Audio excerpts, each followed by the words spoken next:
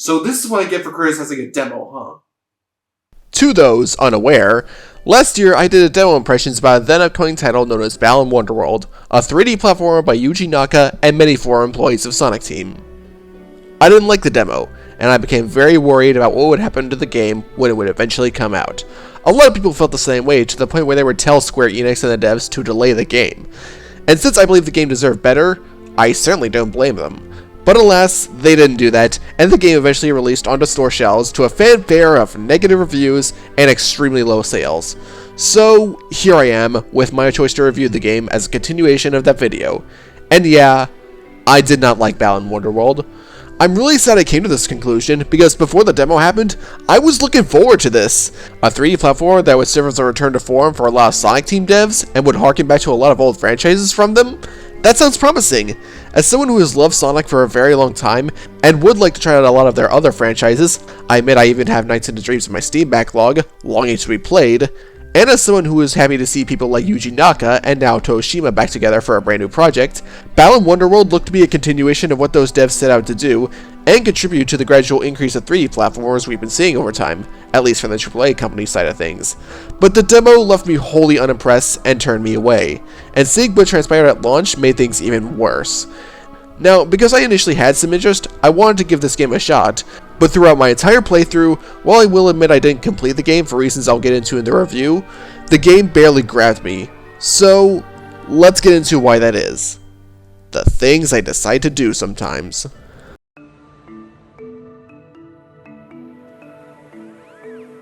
This is probably something I'm not going to spend much time on because really, you could simplify it as just therapy for many different people in the form of kids going to basically Wonderland. I would be okay with this, but even then the execution somehow manages to be haphazard. You could choose to play as either Leo Craig or Emma Cole, the former of which having antisocial issues, and the latter getting emotional about some people in her home talking behind her back, and that's kind of it. You're just kind of given their dilemmas with no context before they just head off to Balance Theater and the game starts. Like, even if they wanted this to be an up to interpretation kind of thing, there's very little to interpret because we barely find anything about Leo and Emma throughout the whole game.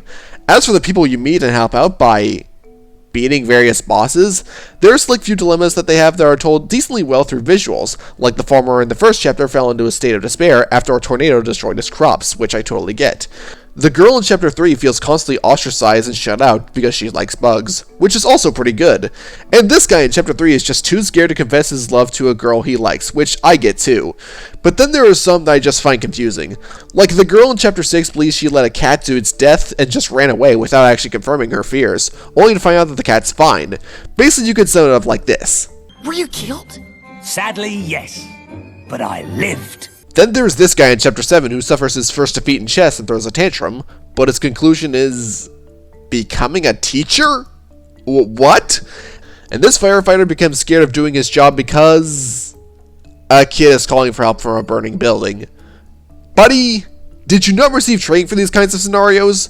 But no matter what, every single dilemma is told almost like it's nothing, and it sees the same resolution every single time, by just beating a boss and then doing a dance number.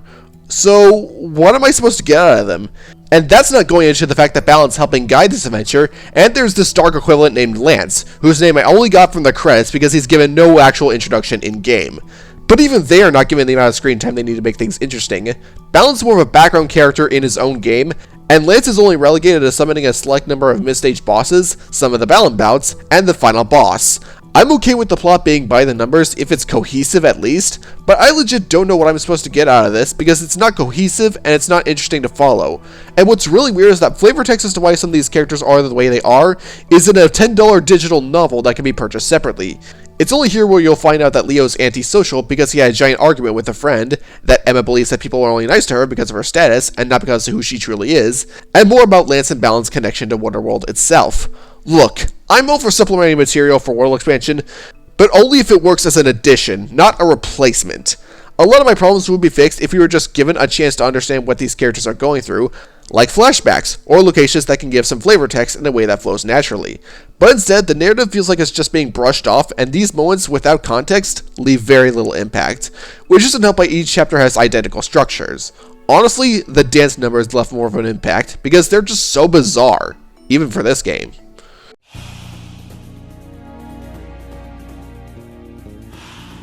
Looking back at my demo impressions video, I have admittedly gotten used to how the Balan Wonderworld looks. It is by no means perfect, as the dancing NPCs in each level still disappear when you get near them, sometimes they have no shadow, a slick number of textures do look incomplete, and the viewing angle of some levels can get disorienting sometimes, but I never really had any eye aches or nausea when just looking at this game. Granted, I don't get those easily, so I'm not sure if going from PS4 to PS5 in transition from demo to full game is playing a part, or if there was a graphical patch for everything. I do know that they addressed one graphical concern around launch, and it's why it has a day one patch, so, maybe not. Speaking of transitions, I remember back when I played the demo, I had a few stutters in performance that were a bit distracting, but on PS5 in my review playthrough, I barely encountered them. In fact, the game was able to run at a smooth and consistent 60 frames per second with barely any load times. Again, this is probably from going to a different console, but I am glad the performance was stable almost all the time, and looking at the game on this new console, it doesn't look bad overall. The levels are overall colored and saturated decently well, and there's a select number of effects that do make everything look just that little bit better. Most of my praises, though, mostly go to the art direction. This was one of the things that was selling me on the game before it actually came out. If you ask me what I think humans would look like in the universe of Sonic the Hedgehog, this is honestly what I would turn in. They'd fit together very nicely, and I appreciate how Naoto Oshima made them look more like expressive 3D cartoons.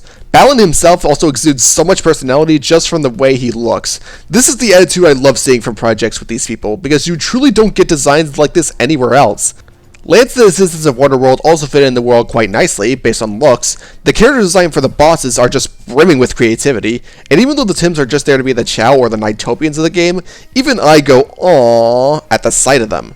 The CG cutscenes are truly where I can appreciate the designs more. These are from the same animation company that does the CGI cutscenes for Kingdom Hearts, and it really shows. The animation is so fluid, the textures are on point, and even when they tell a story through a still image style cutscene, they still put their all into making it look good, mostly because they use models to animate a cycle instead of just using images. That's creative and impressive. They even went as far as having different color variations for Leo and Emma reflecting these. That's a level of dedication I can respect. But if there's something else I got into with this presentation, it's the soundtrack. I liked the pieces I heard in the demo, and in the full game, there's plenty of really pleasant and really catchy melodies that I had a good time listening to. The level themes all use various instrumentation to fit the scene, and the boss tracks go big and booming to really add to the mood and atmosphere. Heck, even if I had to hear the Balan Bout theme and the enemy encounter theme a bunch of times, the instrumentation of them feels just right to the point where every time they play, I don't exactly go So I really do like the art style with just how much work was put into it, and while the graphical fidelity could be improved, it overall gets the job done. Unless you're playing the Switch version. I mean, yikes. This looks gross. Don't get that version. But that implies you should get another version, which... Okay, let's get into the meat and potatoes of this game.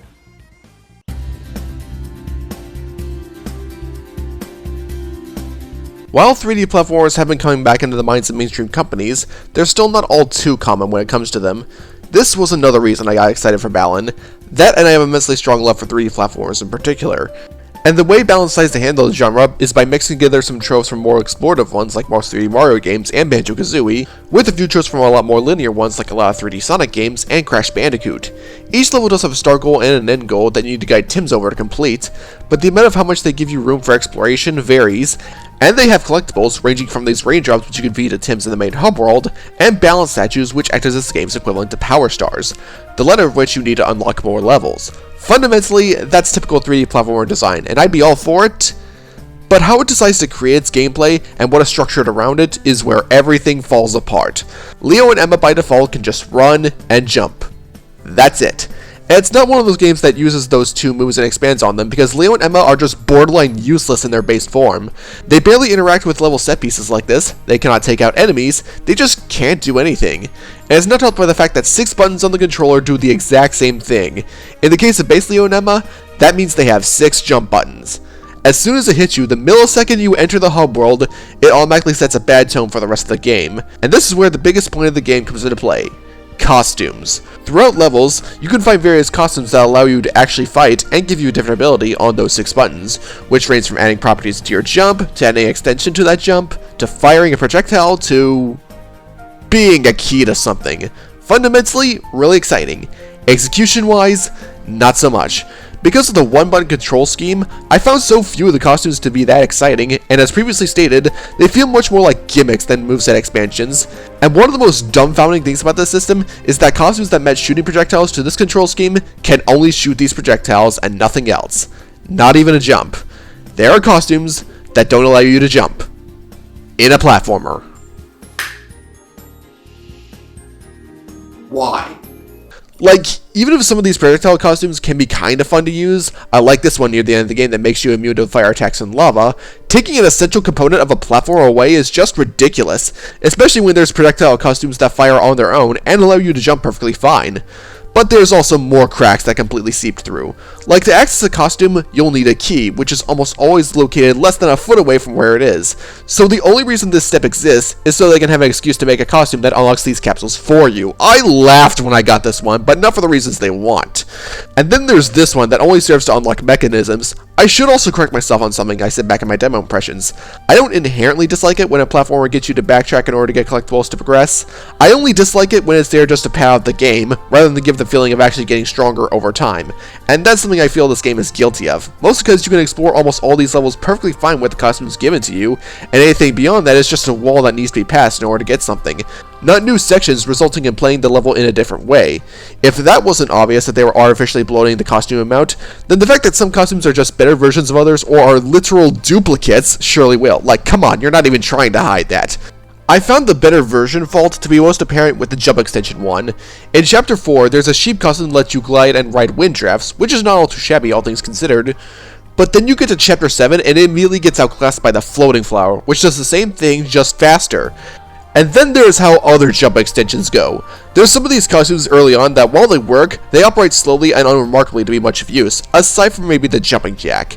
But then they immediately get outclassed by the air cat, which lets you walk on air for a certain period of time. You could use this to get a lot of secrets without even really trying to. But then, 2 chapters later, it gets outclassed by the Frost Fairy, which lets you walk on air to higher elevations. With this one, platforming barely mattered, and most of the balance statues became a piece of cake to collect. Not kidding here, when I found the spot where I could grind this costume, I barely went through levels without one of these. Like, even if you got hit, which results in your current costume disappearing, I knew where to go back to and just farm some more. This was all I needed. Oh, and I forgot to mention that there was some costumes that activate randomly out of your control. Most are nothing to write home about, although I did like this one that allows you to run really fast and make longer jumps, reminding me a little bit of Sonic's Boost. But then you got one that lights up only for a few seconds, which is needed for some dark levels in the 3rd chapter. Yes, this game has a small handful of pitch black sections. And then there's the Box Fox. Conceptually, cute. A fox that turns into a box. But when you realize that when you're turned into a box, out of your control, you cannot influence your direction or change your momentum on your own, you cannot exit at any point, you're just stuck like this until a certain amount of time has passed, or if you plummet into a bottomless pit or lose the costume. This costume completely holds you back, and how it got greenlit and put into the game is a downright enigma. Even if there's a select number of costumes I actually didn't mind using, the ones I found in the 7th and 8th chapters are actually pretty good, the way this system was implemented definitely needed work, and it's because of how integrated it is that the levels suffer for it. The levels aren't designed badly per se, aside from some really dumb moments like these crushing tiles in Chapter 9 Act 2, and this sequence in Chapter 12 Act 2, but most of them do not have anything that get my attention. Most don't have interesting set pieces or hazards to make progression fun, and even though enemies are only relegated to small arenas, they respawn after a certain amount of time, and dealing with these swarms gets repetitive. Getting Tims to follow you isn't that much of a hassle, since you're likely to get them just playing through the game normally, but then there's these flowers that can capture them behind your back, which wouldn't be a problem, except you need a few of them in order to finish levels. Granted, I didn't have any occasions where this stopped me, but I also could not help but feel like they were everywhere to make up for the set pieces these levels lack. There's so little that's actually fascinating in these levels that I use the Frost Fairy a lot more to get balance statues to give myself some form of fulfillment. Now, collecting the 6 scattered on each level isn't that big of a hassle, neither is getting these for progression and completion's sake, but when doing this, the worst part is dealing with the camera. It freaks out when you try to interact with more narrow ledges. Sometimes it doesn't give you a good drop shadow to work with, and depth perception can be your worst enemy when pits are concerned, because again, one hit, and your current costume is gone. But the biggest reason why I chose not to go for completion is with another thing hidden in these levels. the Balan bouts. So, you cannot control Balan himself in the game, which you'd think they would do considering the series that this game is taking influence from, so instead, the character that is on the cover of the game is relegated to different QuickTime events. That is lame right off the bat, but I gave up on completing the game because you have to play these perfectly, getting excellence on every single prompt in order to get a Balan statue. 1 per bout. Early on, stages have 1 of these with 4 prompts each, but then it ups it to 2 bouts with 5 prompts each, and then 3 with 6 each. All this may not seem like a big deal, but personal psychological reaction can sometimes mess with your perception, which will mess with your timing, which is standard for anyone. But if you get anything lower than an excellent, which requires perfection, just once, that one time messes up the whole thing. Side note, they're guilty of reusing prompts, sometimes within the same bout, because I don't know. But can you just hit restart or something and start over? No, you cannot. There is no pause to these. Even if you get an oops and the failing version of that prompt, the bout will keep going. So you cannot quit whenever you want without just bailing out of the game and essentially restarting the level.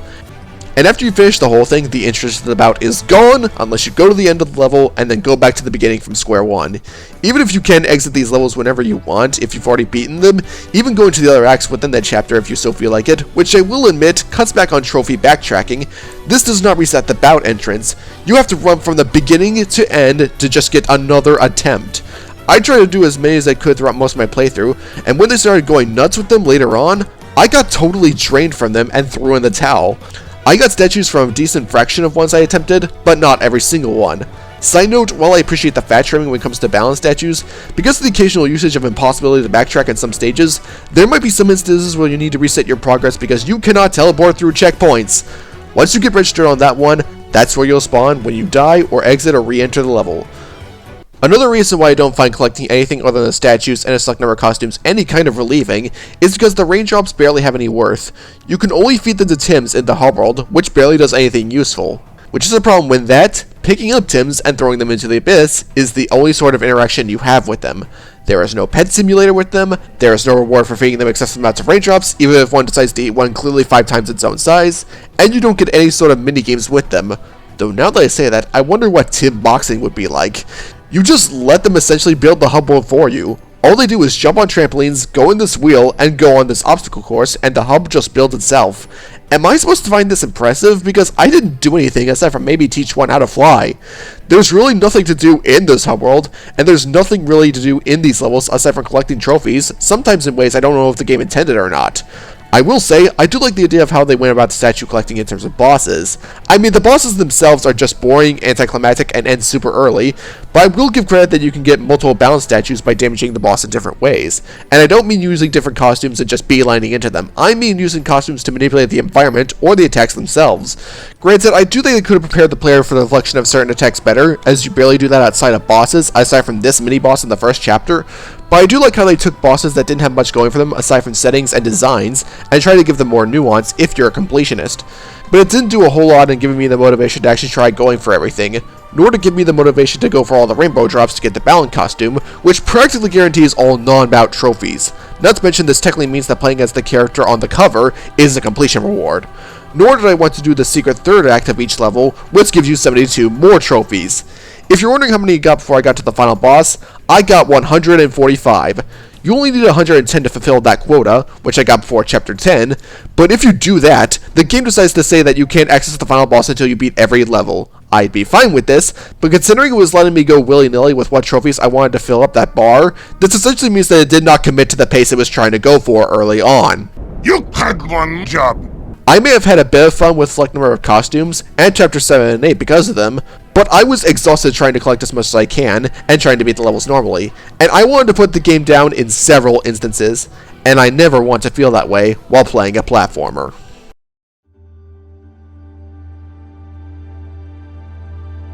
Despite how my wording may come across as, I truly did want to like Balan Wonderworld. I wasn't completely devoid of some enjoyment in some areas, whether it be intentional or not, and I see that there was effort placed into this, as well as a general heart to try and be the best it can be. I do not hate this game by any stretch of the definition, but I also really do not like it. When I wasn't sad to see all the great potential not fully realized, I was bored out of my mind going through all these platformer notions.